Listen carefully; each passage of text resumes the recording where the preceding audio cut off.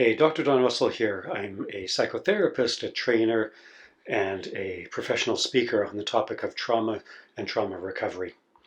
I wanted to talk to you a little bit today about a question that I get pretty frequently, kind of once a week, once a month for sure. People ask me, how do you handle listening to people's stories day after day? It's not a surprising question. They're right. I do listen to terrible, terrible stories every day. Of course, more than just listen, I talk too.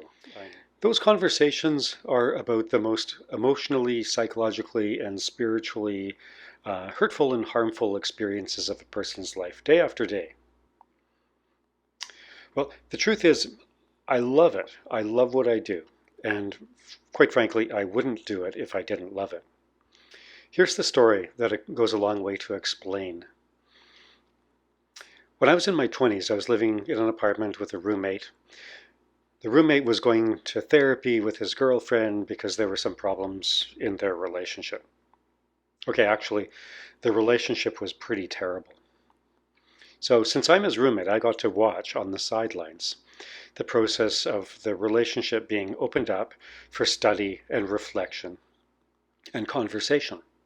And let's face it, right? That's not something that happens normally, to actually reflect very seriously and in a sustained way on what's happening in the relationship.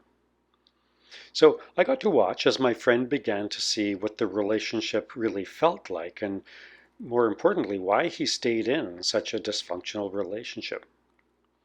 Well, fast forward, the outcome of that process was that my friend ended the relationship. And curious for me was, instead of him being heartbroken like I was expecting, he was a different, changed guy. More joy, more of a sense of freedom and vitality and happiness with life and with himself.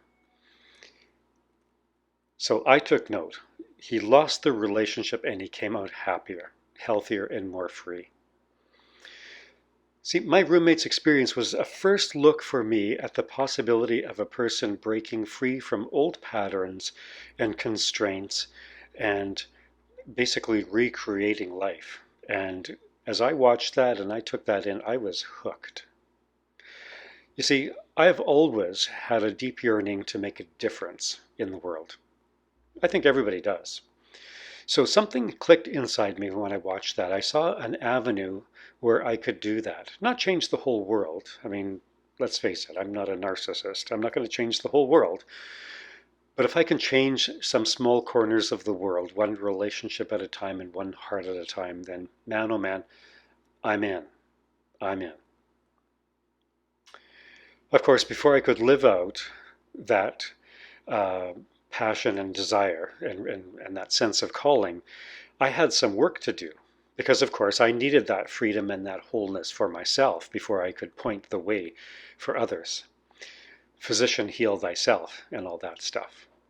So that was back a while ago. That's when I was in my late 20s.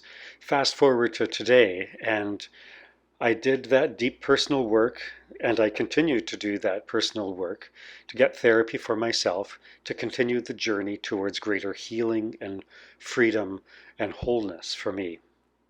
And I'm living out my calling and my passion to point others to that pathway, to bring the tools that they need to break free from the constraints of old patterns, old ways of relating, old experiences, and specifically old trauma experiences.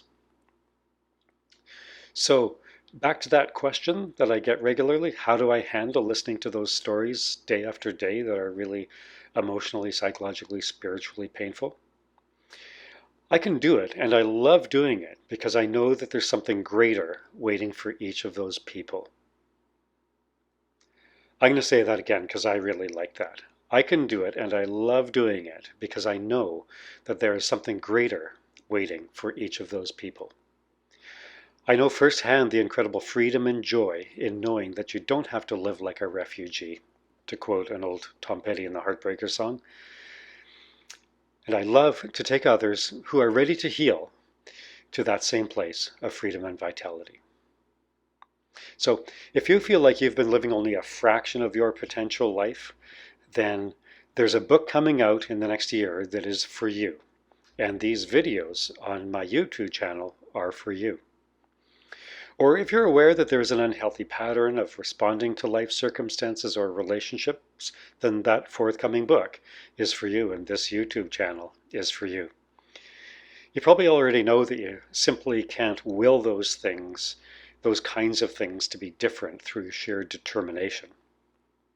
To create different in a sustainable way, we have to get inside and identify what's causing or creating the pattern that we need to change. And we need to change that from the inside.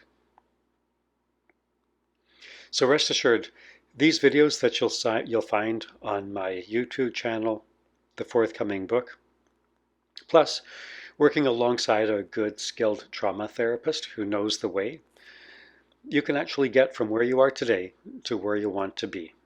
Real sustainable change is possible. Thanks for watching. I hope the story's been helpful. And of course, I would love if you subscribe to my YouTube channel, insert some comments or questions that you have in the comment section of this video.